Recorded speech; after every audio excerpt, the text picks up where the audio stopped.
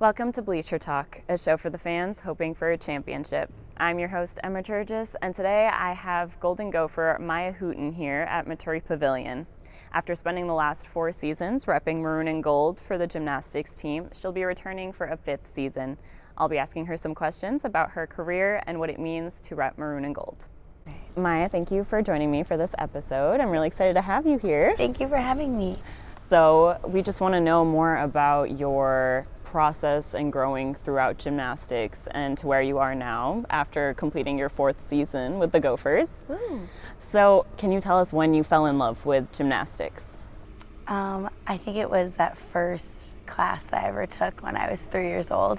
I think that's when my mom was like, you belong here, because I was just slipping around. And there's a story where my mom told me that she put me in gymnastics because I took a cable cord and I started jump roping, and she was like, she needs to be in something. I was like doing cartwheels everywhere, but I think it was that first class where I just fell in love. Did you decide from that point on at 3 years old that you were going to do that sport for the rest of your life? I think it was later on. I just stayed in it, and then my mom, I remember I wasn't old enough to compete at compulsory. I think you had to be 7 and I was 6.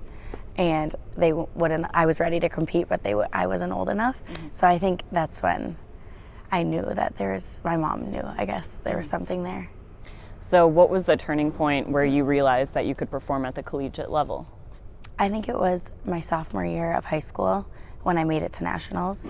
And my coach, Rich, was actually in my rotation. Mm-hmm. And I think that's when, because my coach went up to him and said, yeah, were you interested in her? Well, and then he was like, yeah. So then I was like, wait, I could compete at college. So yeah. So you made nationals in 2017, 18, and 19, where you were a floor champion. Did that, getting that accolade and being in the spotlight at that time, did you realize that you were going to be, where you are right now, like one of the best at floor? No, I knew I had some talent, but I didn't know that I would be getting a 10 in college. No, but that was amazing, and I'm so grateful. I was already committed to Minnesota at that time, so I was just excited to compete here. So was there someone that you loved watching as you were growing up?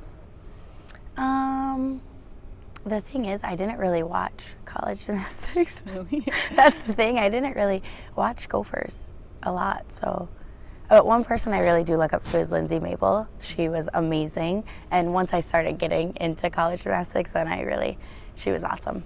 The first time you ever posted a 10 on floor, a lot of people have seen the video, you were freaking out.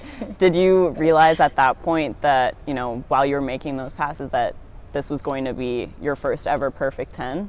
I had no idea. Everyone was chanting a 10, and I was like, oh, is this the one? I had no idea because I've never seen it before. Mm-hmm. But once it happened, that was the best moment of my life. Even there was no fans in here, but it was still the best moment of my life. So yeah. Yeah. So you were also the first person in Gopher history to get a perfect 10 on floor.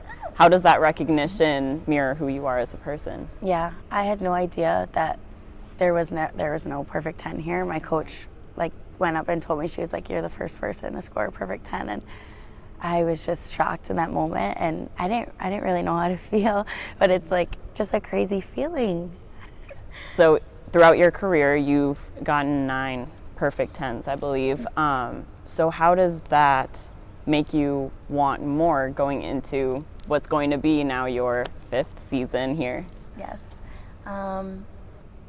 Knowing what I'm capable of, I want to do more. There's a feeling, there's that fire inside of me that just wants to keep going and just always reaching. That's always my goal every meet, is to get a 10.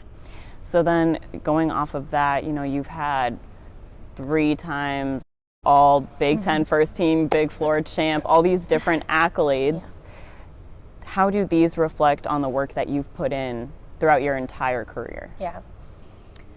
No one sees behind the scenes, all the blood, sweat. I probably cried in Pike Gym a million times because just some days it's so hard, but it's the determination, and every day we the whole team, I just keep pushing every single day, and it showed up at the meet, so it's just awesome.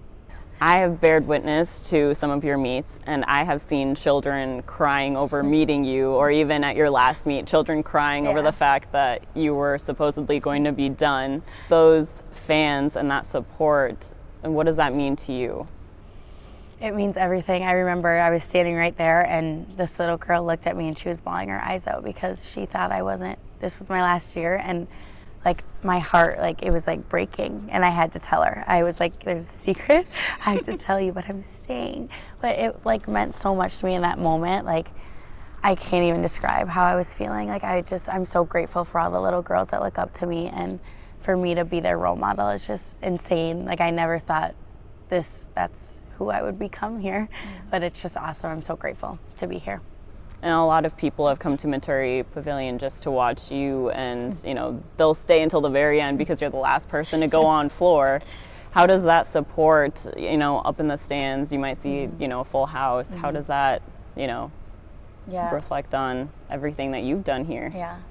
Like right before I salute, I look around in the crowd and everyone's on their feet, and it's just, I can feel the love and support that they give me when I'm out there, and I just have so much fun, and I like to like engage the crowd. Like I'll be like looking in there, I'll be looking at them, and like I'm always just like waving to people, and I just love the support that they give me here.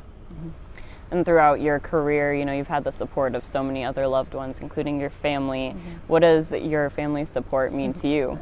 It means everything. They'll be in the corner with a million people in their crazy shirts. I don't even know what they're doing half the time. But it's just, I love seeing them, and they have so much fun. And I'm so happy that I chose to come to Minnesota and my hometown so that they all can make my home meets. And it's the best day of my life when it's a meet day. When did you realize that you wanted to come back for a 5th season? When I was a freshman. When I was a freshman, I started crying at the end of season because I was so sad that my freshman year is over, and they're like, Mya, you get an extra bonus year when you're a senior. And now looking back, that's like crazy of me because I was crying to the seniors that were actually done, and I was a freshman. But I knew that I was going to stay freshman year. I just love gymnastics so much, and I might as well take the opportunity.